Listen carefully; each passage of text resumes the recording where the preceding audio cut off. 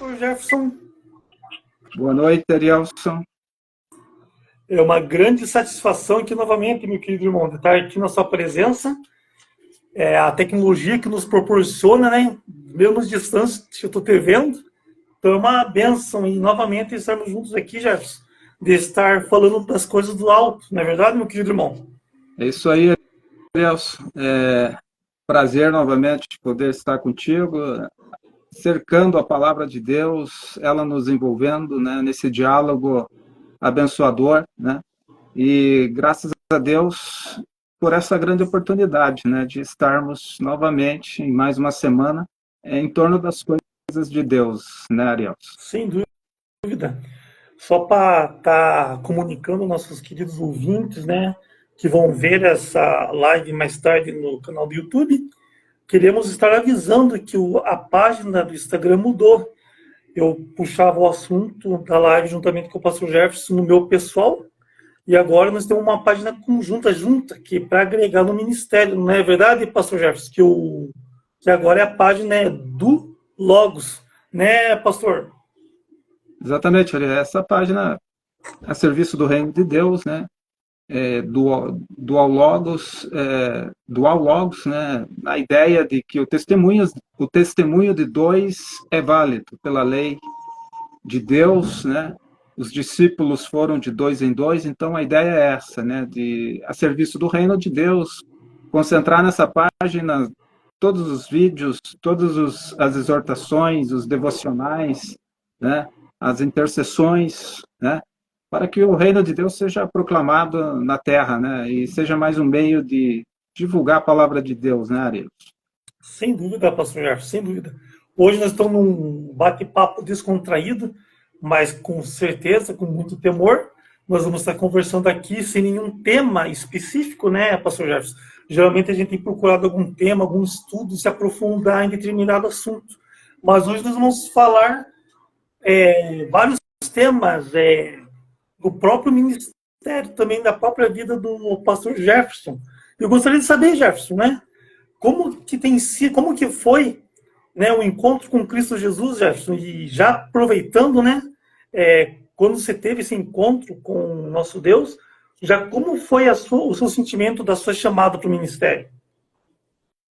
Olha, Ari e amados, a princípio, né, apesar de nascer em lar cristão e sempre falo que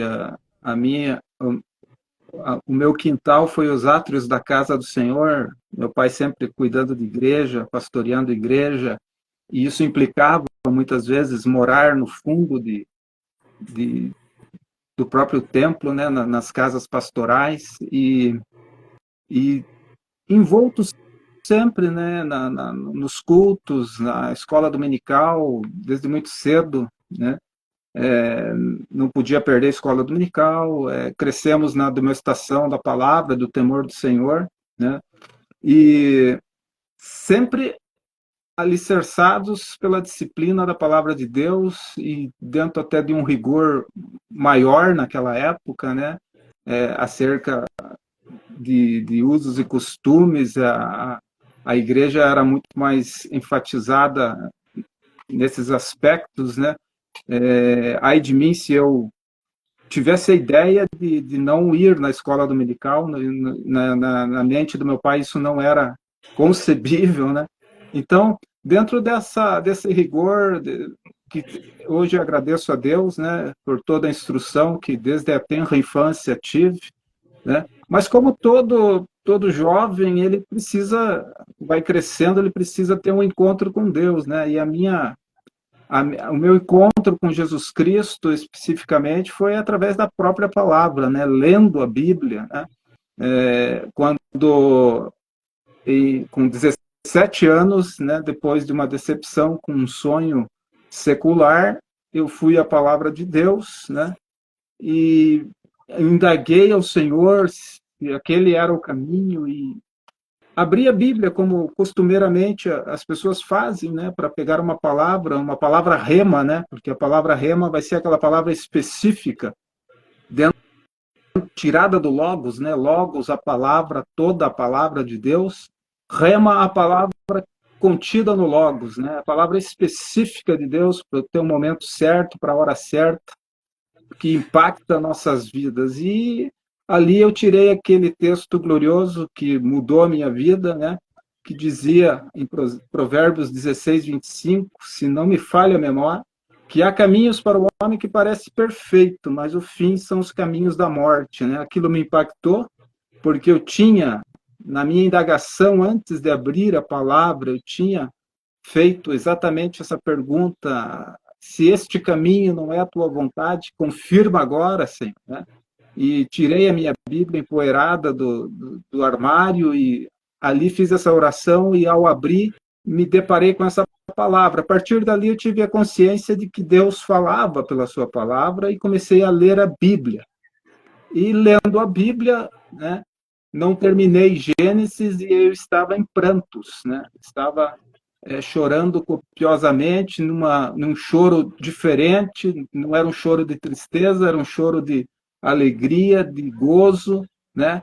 E depois eu vim entender que eu estava nascendo de novo, né? Estava experimentando o novo nascimento, o arrependimento já havia acontecido e eu estava provando desse novo nascimento que Deus oferece. Mas alguns anos depois eu tive a chamada para o ministério, né? Onde foi confirmado por promessa de Deus, por imposição de mão. Eu nunca quis ser pastor, né? E minha mãe sempre falava, você vai ser pastor, e eu rejeitava aquela ideia, mas chegou um momento oportuno, sobremodo oportuno, em 2007, quando eu fui levado ao ministério, né? Não sem antes ter uma longa vivência no ensino da palavra, né? E escola dominical, professor de escola dominical, professor do IBADEP, Instituto Bíblico das Assembleias de Deus, aqui no Paraná, né? IBAD, né? Então, com toda essa vivência de escola dominical, de professor de teologia, depois me formei em bacharel em teologia, né? E eu fui, em 2007, levado ao ministério, né?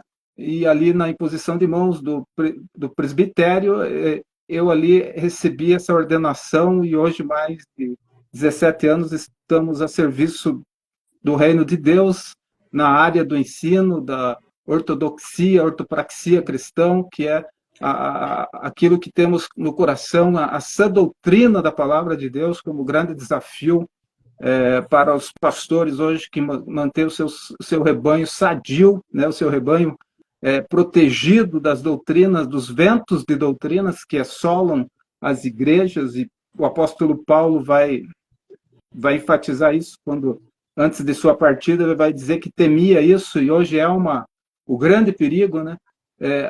Os ventos de doutrina, o afastamento dessa doutrina, né? Então, o meu chamado foi uma promessa anterior a ele, que se concretizou em 2007, né, quando fui elevado ao pastorado, né? E desde então temos servido a Deus na área do ensino, né, com muito temor, né, com muito tremor e temor, como sempre diante da palavra de Deus nos impacta, e é sempre com temor e tremor que nos apresentamos diante de Deus, né, para expor aquilo que Deus tem nos dado pela sua graça, Ari. Que interessante, Jefferson. No seu caso, foi o contrário, né? Porque às vezes a pessoa, quando sente o chamado, ela vai direto para o ministério, ela vai para um instituto, né? Estudar, ficar lá em tempo integral, se qualificar para depois ir para o campo. E no seu caso, você, antes de você ter uma decisão totalmente que viesse trazer paz no seu coração, sabendo que você já tinha um chamado muito anos antes, você se estudou, se qualificou para depois abraçar realmente a causa, né, pastor? Na verdade, eu sempre que tive a lembrança desse impacto com a palavra de Deus, eu passei a ler a Bíblia, né? E a leitura da palavra de Deus, na verdade, ela traz, além do benefício que toda leitura traz, né? Paulo vai dizer a Timóteo, persista em ler, né? Persista em ler, ele não está falando tão somente a palavra de Deus, mas está falando, persista em ler tudo que você puder, porque Paulo era um homem muito sábio, né, aos pés de Gamaliel, então ele amava a leitura e ele sabia que Timóteo era um pouco tímido, né, e tanto que ele fala a Timóteo, não desprezes o dom que há em ti, ou não deixe ninguém, né, desprezar o dom que há em ti, porque foi ordenado pelo presbitério com imposição de mãos, né, e ele fala para Timóteo para persistir em ler, porque o benefício da leitura da Bíblia é incomparável, né, incomparável. Então você começa a falar melhor, você tem a cultura bíblica, né, você começa a entender a voz do Espírito Santo no teu coração.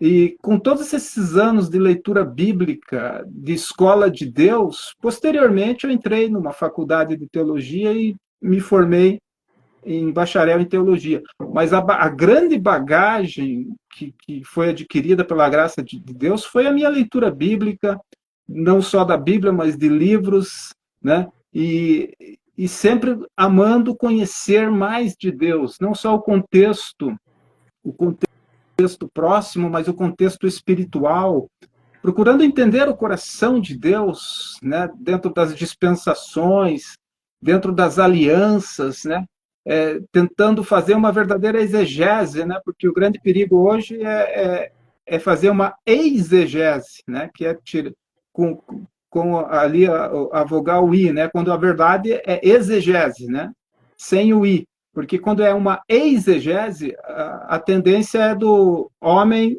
colocar dentro da Bíblia aquilo que a Bíblia não respalda. Mas quando você faz uma verdadeira exegese, você está tirando de dentro da Bíblia para fora, você está aplicando o coração de Deus. E isso sempre foi uma preocupação que eu tive diante de Deus, de fazer sempre uma verdadeira exegese, de sentir o coração de Deus, né? Então, passei a estudar mais, a me aprofundar na leitura bíblica, nas áreas teológicas, na soteriologia, na hamartiologia, né, a doutrina do pecado, a doutrina da salvação, das coisas futuras, né, a escatologia, porque a área que eu sentia no chamado era o ensino da palavra de Deus, né, e eu não podia fugir disso, né. O dom que há em nós, como diz o apóstolo Paulo, é para nós despertar, né, e procurar apresentar aprovado como obreiro que não tem que se envergonhar da exposição da palavra para dar razão, né, da nossa fé. A Bíblia recomenda, né, Paulo vai recomendar, procura te apresentar aprovado como obreiro que não tem que se envergonhar, né, que expõe a palavra de Deus, maneja bem a palavra da verdade, porque nós temos que dar razão da nossa fé.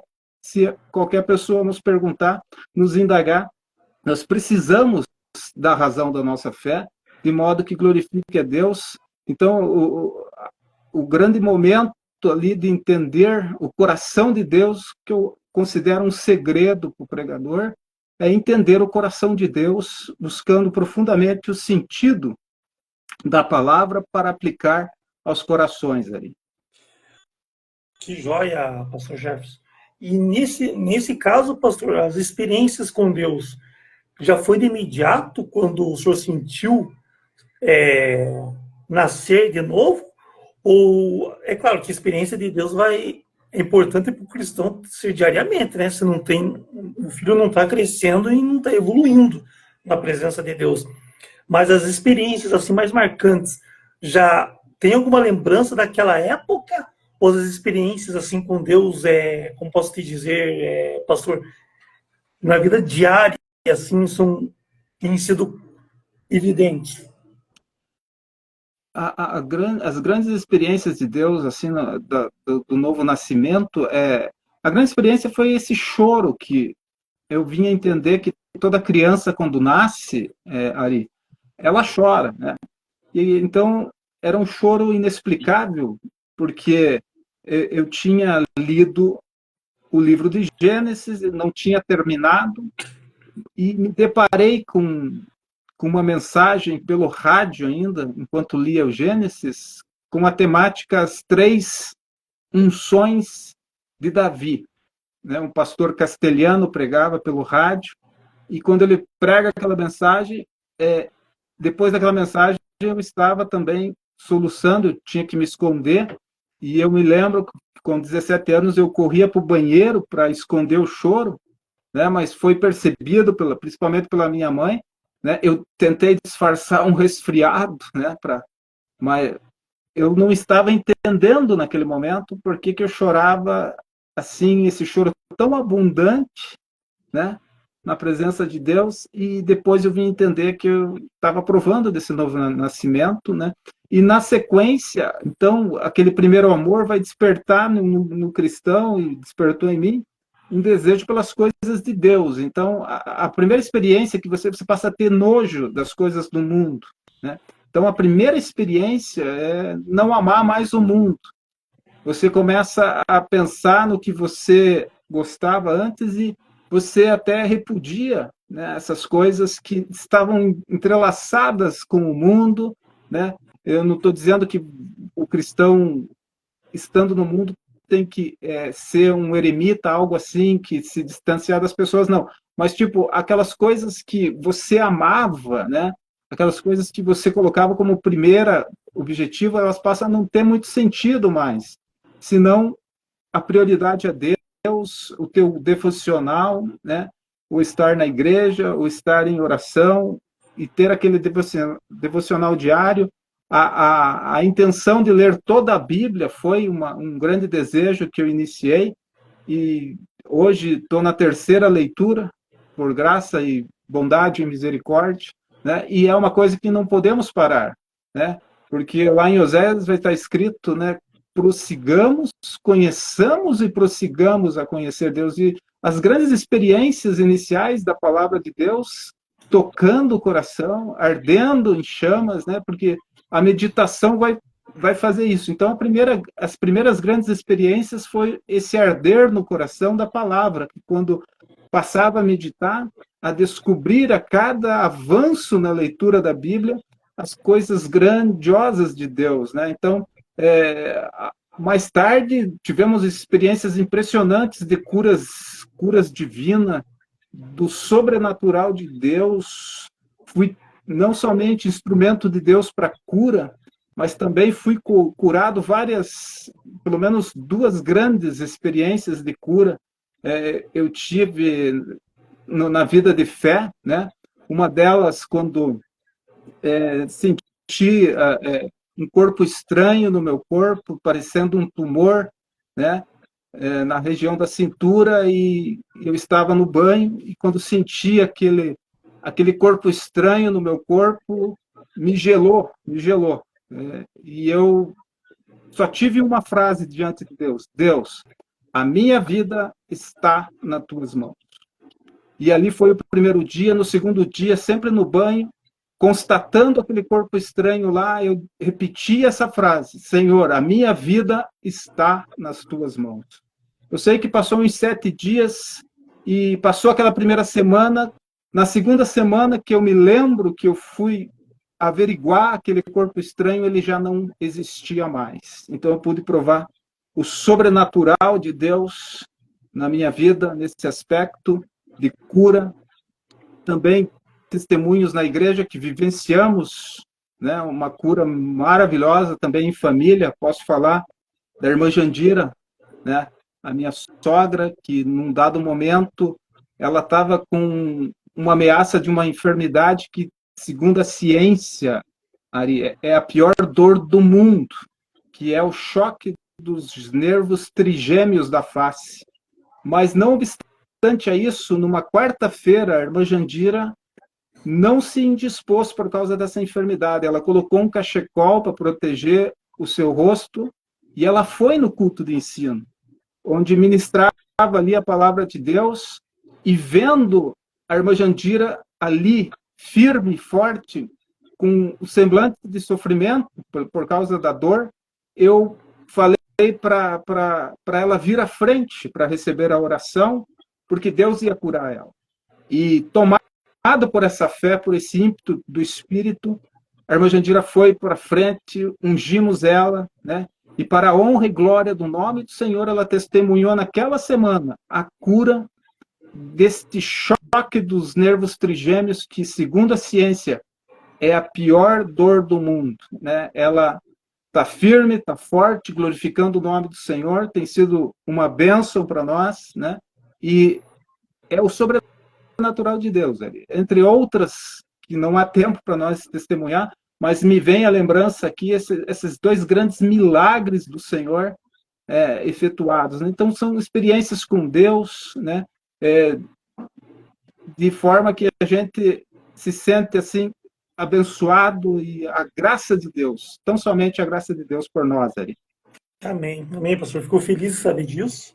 Para quem não sabe, os nossos queridos ouvintes que vão ver depois, né? O pastor Jefferson é meu cunhado, ele está falando da minha mãe. A mãe está vendo nós ali. Te amo, mãe. Deus abençoe a mãe. Eu também tenho um testemunho, né? Vou ser breve aqui. Deus tem feito milagres na nossa família já há muitos anos atrás. Teve uma vez, pastor Jefferson, que do nada eu estava dormindo, acordei sem voz. Meu irmão estava vendo revista. Daí eu comecei a ensinar para o meu irmão olhou ali, o que aconteceu? E eu comecei a chorar. Dava sinal mostrando minha garganta que não estava sendo voz. Daí comecei a chorar. Daí levaram no quarto dos meus pais. Minha mãe orou por mim, me ungiu. Eu me lembro pela manhã, que quando eu acordei, abri meus olhos, assim, eu fui testar se sair minha voz, né? Na hora que eu vi que minha voz saiu, fui correndo abraçar ela. Falei, mãe, eu falo. Né? Eu não lembro. Falaram que eu cheguei a tirar um negócio da garganta, eu vomitei uma bola de sangue. Não sei se era bronquite, mas milagres Deus tem feito nas nossas vidas muito já há tempos atrás, pastor. E para quem não conhece, então esse é o pastor Gerson, meu cunhado, é uma bênção nas nossas vidas. Pastor, qual que é o maior perigo hoje para um líder da igreja, o pastor, e também para os cristãos nos tempos de hoje? Olha, Ari, eu considero o afastamento da sã doutrina, né? Aquilo que Paulo vai falar vai ser o maior desafio do pastor que teme a Deus hoje. É manter a sã doutrina, né? E é um termo de cura, né? É um termo de profilaxia, ou seja, de cura, né? Quando ele fala em sã doutrina, Paulo está dizendo que ele sabe que depois da sua partida, lobos viriam sobre o rebanho. E isso tem sido uma realidade não só depois que ele partiu, quando ele foi martirizado, que vieram várias heresias na sequência, os judaizantes que sempre infernizaram, né, a vida de Paulo, perseguiram o apóstolo, né? Ainda hoje nós temos essa ameaça, né, de ventos de doutrina, né, que afetam a igreja, o mundanismo dentro da igreja, a falta da palavra de Deus, a mensagem da cruz, né, tem sido uma raridade, né? O alerta, né? Eu lembro sempre do tocai a trombeta em Sião, né?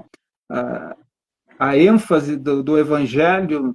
A igreja ela precisa ser cuidada pelos pastores, né? O rebanho precisa ser alimentado com a palavra sólida, a palavra que alimenta e realmente faz efeito, né? Porque a igreja é a coluna e esteio da verdade, onde a verdade é sustentada, mas ela também é exposta, né? Quando fala em coluna e esteio, fala de exposição e sustentação, esses dois verbos, né? Expor e sustentar. Porque nós estamos no mundo e é por isso que uma das nossas ferramentas, armas do cristão, é a sandália da preparação do evangelho. É por isso que vamos lembrar que Jesus lavou os pés dos discípulos, porque não precisava lavar o corpo todo, como Pedro, de repente, daquela forma exagerada, quando descobre que se ele não permitisse que Jesus lavasse seus pés, não teria parte com ele. Ele ainda não convertido, né, num exagero, então lava todo o corpo. E o mestre diz para ele, não, vocês já estão purificados, mas é preciso, diariamente, cotidianamente, lavar, né, a lavagem da palavra, porque a impregnação, nós estamos no mundo e algum pó, alguma sujeira, alguma impureza sempre tenta impregnar-se no cristão. E por isso é que na igreja, no nosso lar, a exposição da palavra de Deus e a sustentação da verdade. Mas o grande desafio do pastor hoje é sustentar o rebanho com a sã doutrina da palavra de Deus, né? Porque a fé vem pelo ouvir e ouvir a palavra, né? Jesus orou dizendo: santifica-os na verdade, a tua palavra é a verdade. A Bíblia também diz que se não houver profecia, o povo se corrompe. Então nós vemos uma igreja que hoje sai às ruas, vai para uma marcha de Jesus, né, chamada Marcha de Jesus, mas que começa a aplaudir homens que não têm nenhum temor de Deus ou que perderam já a visão do reino, começam a achar que a solução para o nosso país está em políticos, né? Então começam a ir a lugares consagrados a demônios para fazer a dita marcha para Jesus, né? E eu critico bastante porque eu não vejo Jesus no meio dessa multidão que canta bonito, e alguns vão até dizer: nossa, como é linda a voz da igreja. Mas Jesus vai dizer: esse povo me honra com lábios, mas seu coração está longe de mim, porque se eles quisessem realmente que eu curasse a vossa terra, eles entrariam no seu quarto, pediriam perdão por seus pecados em quebrantamento, eles orariam. Agora você imagine 1 milhão de pessoas entrando no seu quarto, essa dita igreja, que se diz igreja, que quer influenciar politicamente, que quer influenciar adornando políticos no púlpito e abraçando sistemas humanos, né? Imagine 1 milhão de pessoas entrando no seu quarto, dobrando seu joelho e orando ao Senhor. A nossa guerra não é contra a carne nem contra o sangue, são contra potestades, são contra demônios, são contra principados nas regiões celestiais que perturbam os céus do Brasil, né? As instituições públicas, né? Os governos do mundo, né? Então, ali sim seria uma verdadeira guerra espiritual com êxito e Deus curaria a nossa terra. Mas esse povo que vai às ruas está mais apegado com o carnaval cristão do que com o reino de Deus de fato, sabe? Então, a sã doutrina da palavra de Deus está deixada de lado. Esse povo está, infelizmente, se cercando de mestres segundo as suas cobiças, estão adorando a Mamon. O dinheiro tem primazia para esses pastores, né? E a obra de Deus verdadeira é para o remanescente, né? Elias, o profeta, ele se achava sozinho, ele pensava que era um só, ele desejou a própria morte. Mas Deus disse para ele: eu tenho 7.000 a pão e água que não se dobraram a Baal. Então, ainda há 7.000 que não se dobraram a esse sistema, né, materialista que tem feito tantos danos à Igreja de Cristo. Sim, sem dúvida, pastor, sem dúvida. E como o pastor comentou, né? Se realmente tivesse, porque Jesus fala, né? Que ele busca adoradores que o busquem em espírito e em verdade, né? E se isso fosse fato real no nosso país de hoje, com certeza o Brasil estaria muito diferente, né, pastor Jefferson? Sem dúvida, Ari, porque qual é o segredo do avivamento? Uma exposição de palavra, né? Qual é o segredo que mexe com o coração de Deus para curar a terra? Se o meu povo, que se chama pelo meu nome, orar e me buscar, pedir perdão dos seus pecados, né? E isso buscando a face do Senhor, que é com clamor, buscar a face é algo mais que orar, né?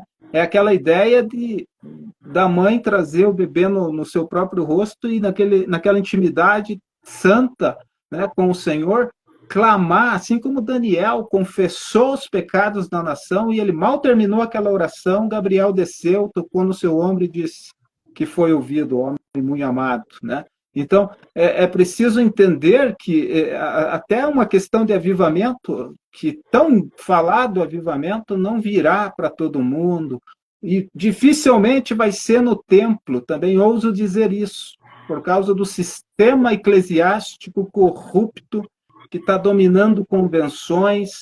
Algumas convenções de algumas grandes igrejas são verdadeiros casos de polícia, né?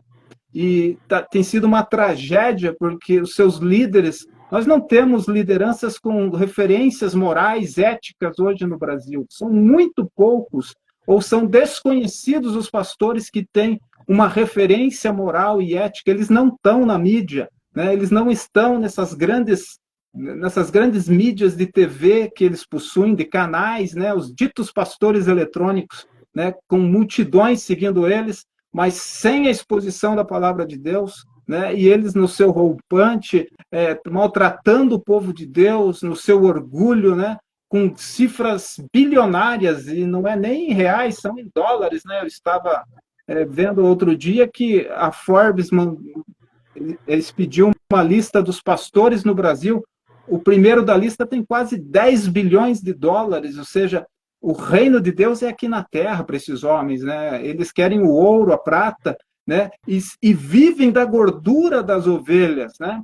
E o povo não acorda, o povo ainda protege homens adúlteros, corruptos, homens que querem só ouvir o metal e não tem mais moral alguma para ter um rebanho em suas mãos, porque são adúlteros, pervertidos, né? E amam o dinheiro, são como homens que buscam prazer, homens que só pensam no seu próprio ventre. E nós estamos num tempo de apostasia. Então, eu não acredito num avivamento no templo mais.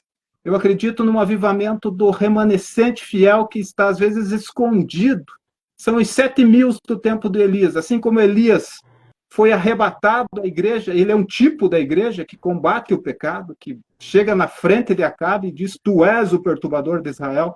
Então, a igreja tem esse papel de ser mantida pura. E o pastor verdadeiro, o homem de Deus, ele é dispenseiro dos mistérios de Deus, ele é dispenseiro do alimento que vai fazer com que esse rebanho seja alimentado, seja disciplinado, porque disciplina é instrução também, para não se contaminar e se perder com esse mundo tenebroso, mas o mundo tem entrado em muitas igrejas, os pastores têm se vendido a Mamon e têm comprometido a sua alma, estão no exemplo e no caminho de Balaão, muitos deles, mas é o remanescente, é os 7.000 que estão a pão e água que vão ser alvo desse avivamento final, que não é para todos. Não é para todos, é para o remanescente fiel, Ariel. E falando sobre isso ainda, pastor, agora um assunto aqui que eu queria até dar uma ênfase, né? Os queridos ouvintes vão ver isso mais tarde, se não verem online nesse momento, porque vai para o YouTube e depois vai estar gravado essa live na própria página do Instagram. Pastor, sobre os seus escritos. Sei que tu tens 2 livros formados em book, mas eu gostaria de dar uma ênfase em num livro que eu já vi, está divulgado na própria página, os amados vão ver, e nós vamos marcarmos uma live em especial para falar desse livro, porque é um tema muito importante. E sim, mostra tudo o que nós estamos vivendo hoje, né? Que é o arrebatamento secreto, tudo o que você precisa saber. Prepare-se para o maior evento da história da igreja. Isso vai acontecer, né, pastor? Pode falar um pouco sobre eles, ou sobre esse livro, e quais plataformas estão disponíveis? Sim, Anderson. Nós, pela graça de Deus, sentimos a necessidade de uma exposição bíblica literária, né? E pela graça de Deus, escrevemos Arrebatamento Secreto, tudo o que você precisa saber. E um dos livros que eu mais li, depois de 3 leituras bíblicas, um dos primeiros livros depois de Gênesis, eu já pulei para Apocalipse, porque o tema me instigava. E as suas simbologias de difícil interpretação era um desafio naquela primeira leitura com 17 anos. Mas era um desafio que eu não desistia, e eu fui entrando mais profundamente com leituras auxiliares, com teologias sistemáticas excelentes, né, que homens de Deus têm no auxílio, né, e eu fui, aos poucos, a graça de Deus, o Espírito Santo foi me fazendo entender a linguagem simbólica de cada visão de João, a aplicação dos capítulos parentéticos, né, porque é como você contar uma história, você passa por um momento e no meio da história você volta a um ponto, isso é o capítulo parentético, você volta ao ponto para dar mais detalhes de algo que você já contou. E o leitor mais leigo, iniciante, ele não vai entender isso de primeira, então vai gerar uma confusão na sua mente se ele não entender que o Apocalipse tem capítulos parentéticos, que é de parênteses, né? É como numa narrativa você fazer um parênteses e dar mais detalhes de um capítulo anterior que você falou só por cima, superficialmente. E isso acontece no livro do Apocalipse, né? Ali vai ter alguns capítulos parentéticos, né, que vai dar mais detalhes sobre um episódio que você já narrou, que você já ouviu, né? Então, pela graça de Deus, aos poucos, isso foi entrando no meu coração e fui repartindo esse conhecimento com a Igreja de Cristo, né? Tivemos por um ano na Igreja Evangélica Assembleia de Deus aqui em Ponta Grossa, aqui no nosso bairro de Olarias, uma exposição bíblica do Apocalipse, durou exatamente um ano, né? Onde pudemos, pela graça de Deus, expor todo o livro do Apocalipse para preparar o povo, né? Mas pasmem que alguns obreiros indagaram, né? Indagaram dizendo que se o pastor da igreja não tinha medo de perder, né? Perder obreiros, perder dizimistas, né? Porque a grande preocupação dos homens que perderam o temor de Deus é perder dizimistas, né? Perder a arrecadação, né? Infelizmente, em algumas igrejas até o pastor só se mantém se ele for um bom arrecadador, né? Isso eu ouvi de alguns amigos meus de ministério que alguns pastores chegam e dizem assim: você é um excelente arrecadador. O dia que você baixar, você vai ser tirado sem aviso prévio. E havia até comissões que chegavam de surpresa para esses pastores e diziam: você está destituído porque a arrecadação caiu. Então virou um verdadeiro negócio. E hoje, infelizmente, virou negócio de pai para filho. Em muitas igrejas virou um negócio de família. O coronelismo dentro de muitas igrejas, e você pode ir no YouTube, você pode ver alguns canais que estão expondo isso para vergonha do povo de Deus, para vergonha desses homens que perderam o temor de Deus, e ai daquele por quem vem o escândalo, né? São homens que pensam só no seu ventre. Então, mediante toda essa necessidade e o risco de muitos da igreja perder o arrebatamento, e também, por outro lado, né, uma divulgação de que a igreja, os pós-tribulacionistas, né, com todo respeito a esses irmãos, são irmãos em Cristo, mas estão extremamente equivocados, achando que a igreja vai padecer aqui, né? É inconcebível com a palavra de Deus Jesus Cristo deixar sua noiva ser esbofeteada, ser massacrada, né? Porque eles acham, os pós-tribulacionistas, que eles vão ter uma segurança, que Deus vai manter os fiéis. O juízo vem do céu, e você vê que os únicos dentro do Apocalipse que tem um selo de Deus são os 144 mil jovens de Israel, que por um dado momento eles têm, durante o seu testemunho, um selo que os torna intocáveis, que nenhum mal chega a eles. Mas ninguém mais tem esse selo. Então quem ficar, da parte da igreja que ficar, ele pode morrer a qualquer momento pelas grandes catástrofes que vêm do céu, né? E nós não estamos ainda no princípio de dores, né? Eu ouço muito dizerem: nós estamos já no princípio. Não, isso não é nem para se comparar. Isso, como diz lá, é fichinha. O princípio de dores é quando a igreja for tirada, né? Quando o anticristo se manifestar realmente. Então, é um engano, e diante de todos esses enganos, da mentira do pós-tribulacionismo e do relativismo com o pecado, que Deus me tocou no coração de escrever Arrebatamento Secreto, tudo que você precisa saber. Ali eu posso dizer que você vai entender a morte, como que é o estado intermediário, como que estão os justos, como que estão os ímpios que morreram, né? Porque quando Cristo voltar, um dos primeiros acontecimentos é a ressurreição dos mortos, né? Falamos ali da trombeta, quando soar essa trombeta, não é a trombeta que os pós-tribulacionistas citam, que a última trombeta quando Paulo fala em 1 Coríntios 15, essa trombeta é de erguer acampamento. Para a igreja, para o arrebatamento, é a trombeta que ergue o acampamento, vamos partir daqui, né? Cessou a caminhada nesse deserto, né? Então, diante de tantos erros e perigos, né, nós, pela graça de Deus, fizemos toda uma exposição do porquê a igreja não vai né, com referências bíblicas, desde o Gênesis, através das analogias, através de inferências bíblicas diversas, desde o Gênesis, caminhando por toda a Bíblia, a prova cabal de que a igreja não perece na tribulação, não sofre essa tribulação, né? E também, ao longo dessa comprovação, nós mostramos Apocalipse desde o arrebatamento até a aparição de Jesus Cristo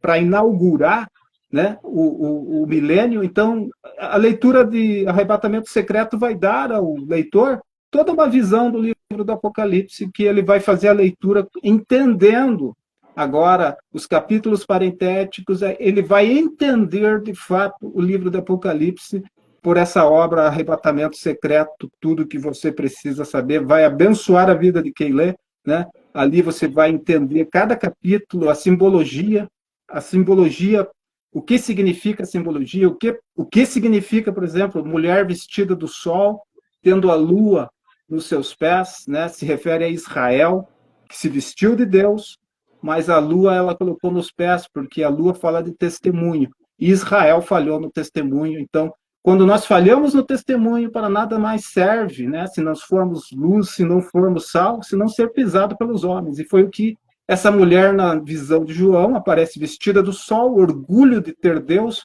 como o povo escolhido de Deus, mas falhou no testemunho, né? E não restava senão ser pisado, e é na angústia de Jacó que acontece a salvação para Israel. Então, todos os capítulos depois do arrebatamento são citados nesse livro, né? Que eu creio que vai abençoar a vida de quem lê, Arielson. E, pastor, essa bênção, que plataforma que a gente encontra para poder adquirir?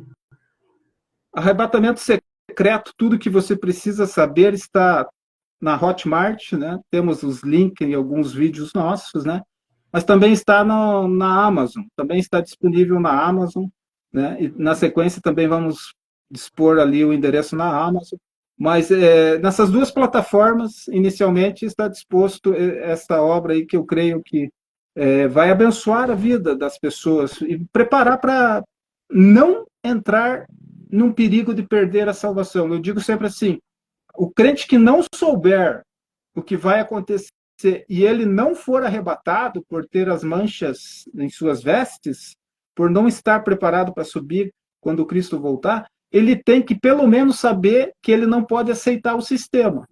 Mas como muitas pessoas têm historicamente desprezado esse conhecimento, então eu digo assim, eles vão cair como patinho, como diz, né, o termo popular, porque eles vão acreditar num Messias falso. Eles vão aceitar o sistema. Porque pense comigo, né, aquele que não demonstrou amor no tempo da graça, será que vai demonstrar amor no tempo da ira, quando for ameaçado de perder o seu pescoço? Eu imagino que muitos poucos, vai ser a grande minoria que vai ter esse conhecimento na grande tribulação. Muitos, infelizmente, por desprezar, e daí vai se cumprir aquela palavra, né? O meu povo perece por falta de conhecimento. E serão momentos difíceis, né, pastor? Vai ser difícil, vai ser muito difícil. Mas nós vamos marcar, pastor Jefferson, nós vamos já até adiantar para os nossos queridos ouvintes que nós vamos agendarmos uma live especial para falar desse livro, porque são vários temas, e eu até acredito que 1 hora será pouco. Já aconteceu algumas lives anteriores, dá 1 hora e cairmos. Se isso acontecer, vocês aguardem que nós voltaremos para ser feita a segunda parte. Faremos isso com certeza, né, pastor Jefferson?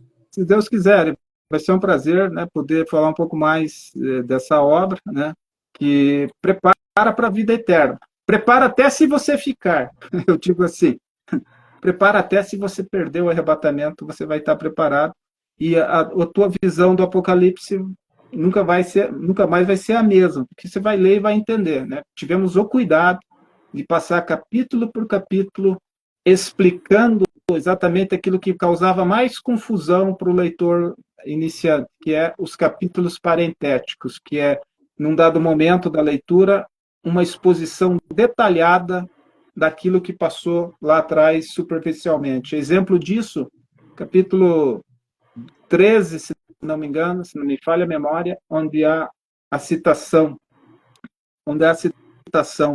da besta que surge do mar, né, o líder religioso falso, o falso Messias, ele já foi citado como cavalo branco, lá no começo lá do capítulo 4, 5, né? Capítulo 5, melhor dito, quando sai o primeiro cavaleiro, é o anticristo com um arco e flecha, arma de caça, né? Saindo para vencer, ou seja, ele vai ter êxito em perseguir aqueles que têm o testemunho de Cristo, né? Que têm o quê? O conhecimento e não querem entrar no sistema.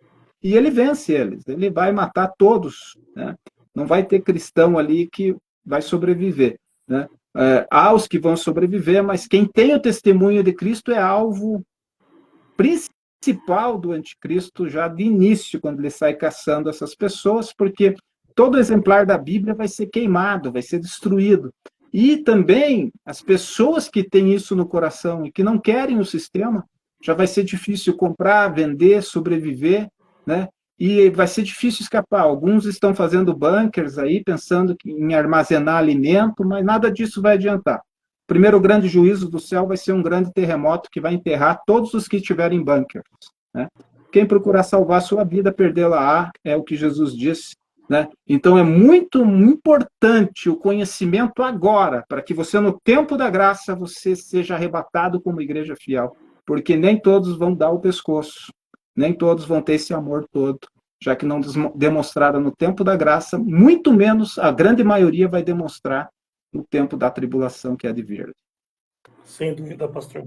E, pastor Jefferson, na sua opinião, qual é o maior desafio hoje para os pastores que ainda temem a Deus e também para os fiéis? O grande desafio, Ari, é manter uma igreja pura. Um grande desafio, porque as pessoas estão com comichão nos ouvidos. Como eu falei, esse avivamento, essa ideia de avivamento no templo vai ser muito difícil, porque as estruturas eclesiásticas são de Laodiceia, as lideranças são de Laodiceia, as convenções de muitas igrejas são sinagogas de Satanás. Lá se encomenda a morte, lá se encomenda o adultério. Em estacionamentos de igrejas se promove adultério, se combina a traição, se combina o pecado. E dentro da igreja, muitas vezes, o mundo é mais visto, o mundo dentro da igreja, do que o culto sacro, o culto em torno da palavra de Deus, em torno de uma enologia que traga a Bíblia, né? A própria enologia rica do cantor cristão, da harpa cristão, sendo desprezada, né? Até por corais que são bem treinados, são bem ensaiados, mas que de repente desprezam a nossa enologia clássica, o canto congregacional, em detrimento de um grupo que quer aparecer e que deixa o povo cansado de pé, sem cantar hinos vivos que toquem o coração de Deus. Então, um culto morto, um culto morno, pastores sem vida, sem quebrantamento no altar, sem palavras, olhos secos, vidas secas, vidas que vão para frente, mas não obtêm resultado porque o coração está longe do Senhor, não confessam o seu pecado, não entram no seu quarto, não clamam a Deus, né? E a receita é essa: entra no teu quarto, chora, porque quem sabe ainda há esperança. Então, cultos vazios de mensagem, pastores sem a graça divina, né, mais nas suas vidas. Esta é a igreja moderna, a igreja com muita tecnologia, mas vazia, né? E um vazio do tamanho de Deus, porque você olha e não há mais referência de santidade. As pessoas não pregam mais, os pastores não pregam mais santidade ao Senhor, né? As pessoas não pregam mais arrependimento, né? Arrependimento de pecado, né? O pecado está dentro da igreja, o pecado está nos líderes, né? Que são homens adúlteros, em boa parte deles homens que roubam o erário eclesiástico, vivem como os bons vivants, né? Como eu falei, a Forbes deu a relação. O primeiro pastor no Brasil mais rico tem cerca de 10 bilhões de dólares, o segundo tem 4, o terceiro tem 3, e assim vai enriquecendo à custa da gordura das ovelhas, e esse povo perece também, porque não tem entendimento, não busca a palavra, não tem a palavra, por si mesmo também não busca para se libertar, e assim caminha essa igreja chamada Laodiceia. Mas há o remanescente, há o remanescente. Assim como no tempo de Elias havia 7.000 a pão e água no subterrâneo, hoje também há o remanescente. E é por eles que Deus vai agir. É por eles que vai acontecer um avivamento ainda, né? Mas Deus vai limpar a eira, né? O machado está posto à raiz, né? E o juízo vai começar na casa de Deus. Então, aonde vai comparecer o ímpio, né? Fica a pergunta. E, pastor, nos tempos de hoje, né, a importância da família cristã, a importância da verdadeira família, porque infelizmente, pastor Jefferson, hoje nós, o conceito de família que era do nosso tempo, que a gente, se a gente for lembrar anos passados, está totalmente diferente dos tempos de hoje, né? Hoje você não vê aquele horário de almoço, a família em volta da mesa, conversando, se divertindo aquele momento especial, conversando com pai, mãe, irmãos. Hoje cada um vai na cozinha, pega o seu alimento e vai se sentar sozinho no quarto, mas com o seu celular. Muitas das famílias estão em restaurantes em horário de almoço, se alimentando junto na mesa, estão juntos, mas também não estão no mesmo tempo, porque cada um está com o seu celular na mesa.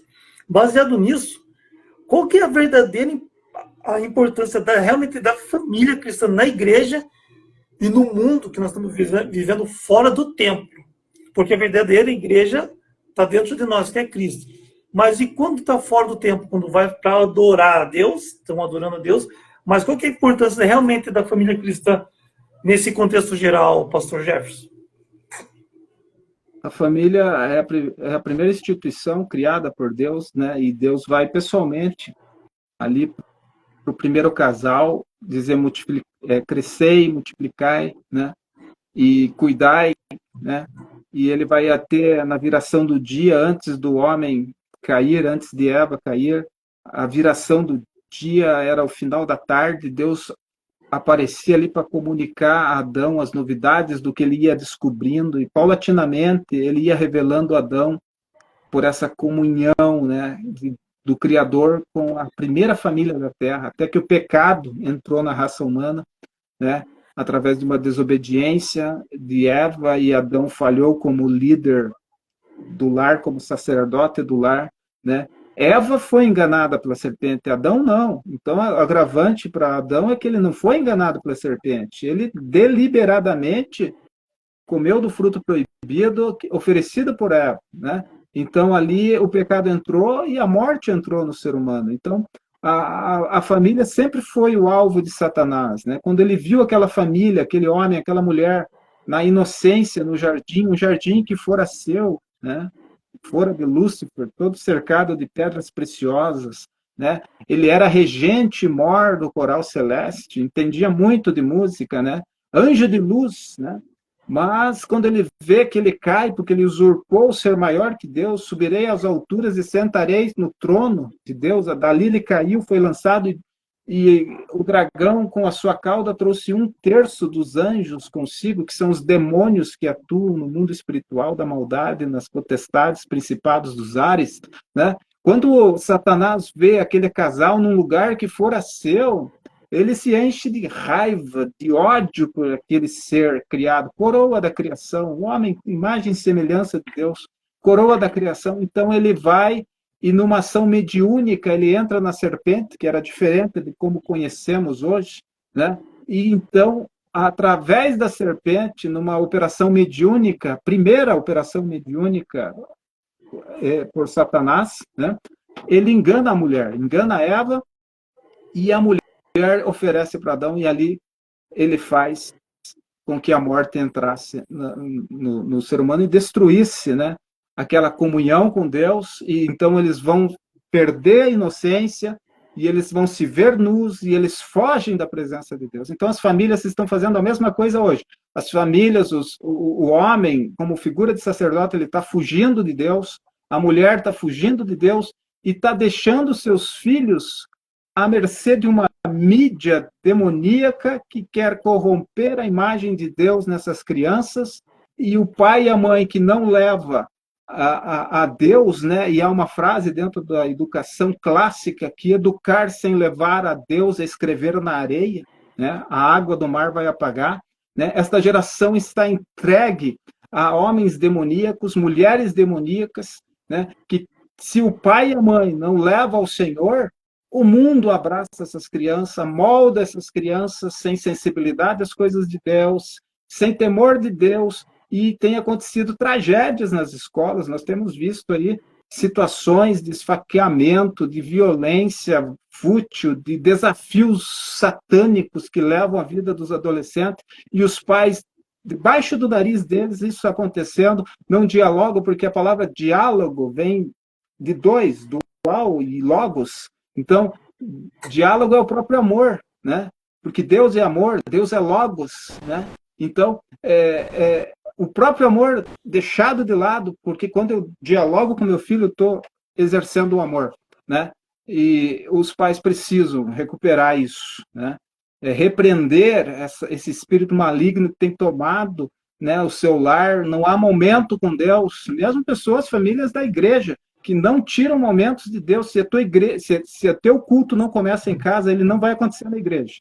Ele não vai acontecer na igreja. Se você não ora em casa, você não vai orar na igreja, né? Eu hoje falo muito de desigrejados, pastores que estão preocupados mais com dízimos, né, com as arrecadações dos seus ministérios, ficam condenando as pessoas que não estão indo mais na igreja. Eu não estou aqui defendendo as pessoas a não irem a congregar, mas a ideia central de congregar não é num templo, não é num templo, é na casa dos irmãos, na casa dos irmãos. Quando que teve templo na história do cristianismo? No 3º século, com Constantino.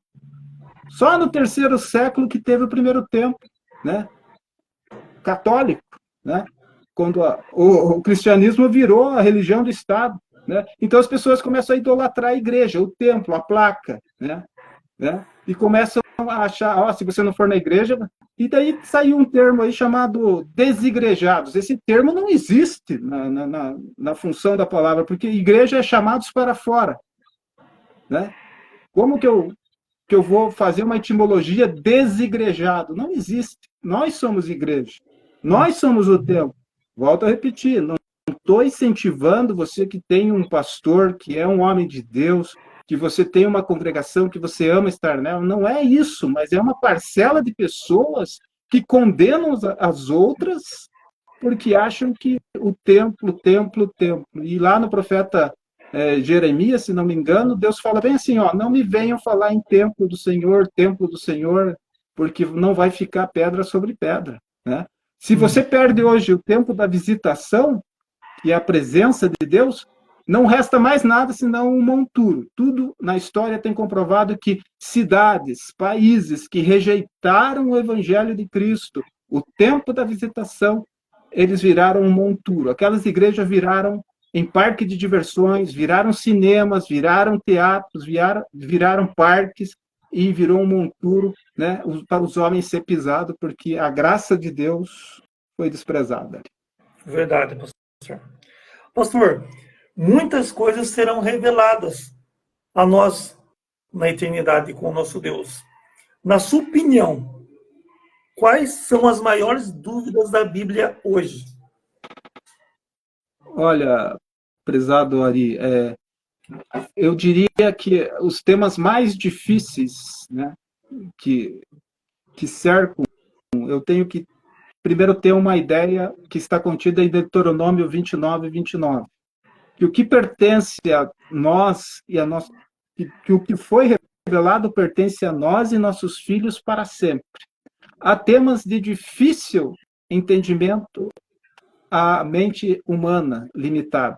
A Trindade é um tema extremamente difícil, mas entendemos que é um único Deus na pessoa do Pai, Filho e Espírito Santo, a unidade na Trindade. O que entendemos por isso? Que a substância é a mesma. Deus é Espírito. É a mesma substância do Pai, do Filho e do Espírito Santo. É um único Deus subsistente na pessoa do Pai, do Filho e do Espírito Santo. E há perguntas da criação, né? Perguntas dos séculos criativos, né? Questões, os dias criativos não foram dias de 24 horas, né? Foram dias de eras, né? Porque o Sol foi criado no quarto dia. Então, um aprofundar, a Bíblia traz a resposta, é a Bíblia pela Bíblia. Todas as respostas consagradas estão na própria Bíblia, né? Eu não saberia dizer qual que é o tema mais difícil de entendimento, mas há muitas discussões teológicas, como eu falei no início da live, estão tentando impor agora, colocar dentro da Bíblia algo que nunca teve. O livro de Enoque, por exemplo, nunca fez parte do cânon sagrado. E você olha na internet o livro que tiraram da Bíblia. Um absurdo, uma mentira, né? Uma mentira extremamente demoníaca. O livro de Enoque é um apócrifo. Foi escrito entre o primeiro século antes de Cristo, entre o primeiro e o segundo, terceiro, no máximo terceiro século depois de Cristo, né? É uma literatura vaticinada, né? Você vai dizer, não, mas pastor, está escrito lá em Judas que Judas cita Enoque, mas Judas cita Enoque por causa da tradição oral. Era passada, era vigiada pelos judeus essa tradição oral. Mas em todos os concílios, os três ramos do cristianismo, tanto o catolicismo católico mesmo, né, ocidental, como o ortodoxo e o protestantismo, em todas as questões, eles fecharam nos 39 livros do Antigo Testamento e nos 27 do Novo Testamento.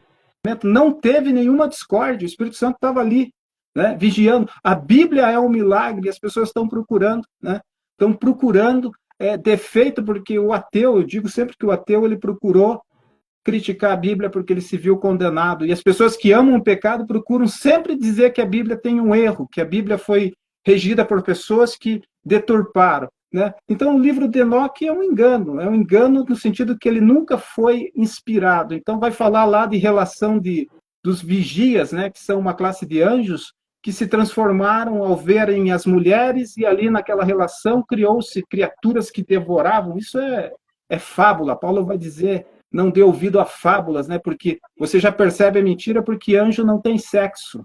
Como que ele vai se relacionar e gerar filho, né? Então, a questão dos gigantes, criaram gigantes na Terra, né? Então, é uma balela, uma história sem fundamento. Já no seu segundo capítulo do livro de Enoque, quando fala dos vigilantes, já é uma mentira, porque ele vai dizer que se relacionaram com mulheres, criando os gigantes que devoravam os seres humanos, mas a Bíblia diz que anjo é espírito, não tem sexo, não pode procriar, né? Senão Satanás tinha vários filhos dele mesmo, ele tem os filhos malignos dele, mas não nesse sentido de ter relacionamento com mulher e ter parte híbrida, seres humanos híbridos, né? Então, é uma tentativa de se justificar no pecado, alegando que a Bíblia tem alguma falha, que dá para eles ter esperança de que aquela condenação não vai ser efetuada. Ok, pastor. E, pastor, última pergunta, né? Passou rápido de novo. Nós estávamos falando de tecnologia, vou perguntar sobre isso agora. Com toda a tecnologia que temos vivenciado hoje, pastor, na sua opinião, a pregação tem tido lutas ou progresso nesses tempos que temos vivenciado? É até cômico que os irmãos da primeira igreja, como Paulo, os trajetos que Paulo caminhava, os servos de Deus naquela época, o quantas pessoas eles conseguiram alcançar para Jesus Cristo. E nós, com essa facilidade de tecnologia que temos hoje, que poderíamos alcançar muitos mais pessoas. Na sua opinião, pastor, tem tido lutas ou progresso nesses tempos que temos vivenciado o Evangelho?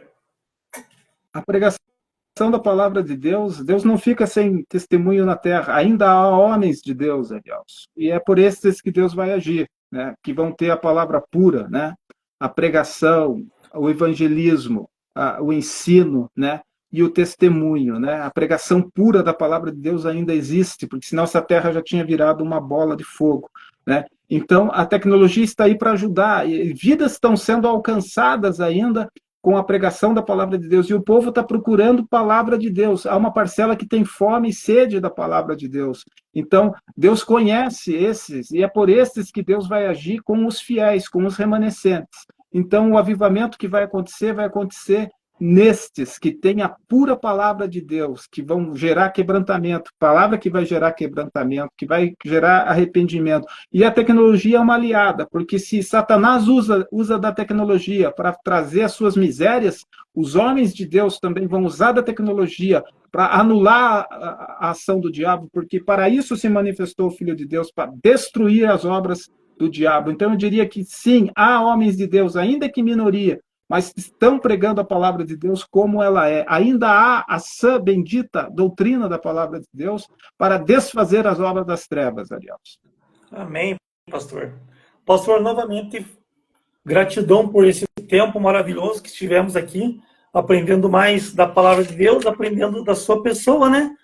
Como que você conheceu o Evangelho, como foram as suas experiências.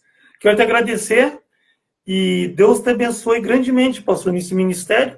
Querendo lembrar os ouvintes que estão vendo ao vivo agora, só para nível de informação e esclarecimento, essa página Dual Logos é a página do pastor Jefferson, mas a minha é um ministério nosso, o qual essa página a gente convida a própria pessoa, o pastor Jefferson, Renato Ribeiro, para nós compartilhar e falar da palavra de Deus para as pessoas no mundo da informática, no mundo digital, e para propagar muito mais longe, né, através do YouTube.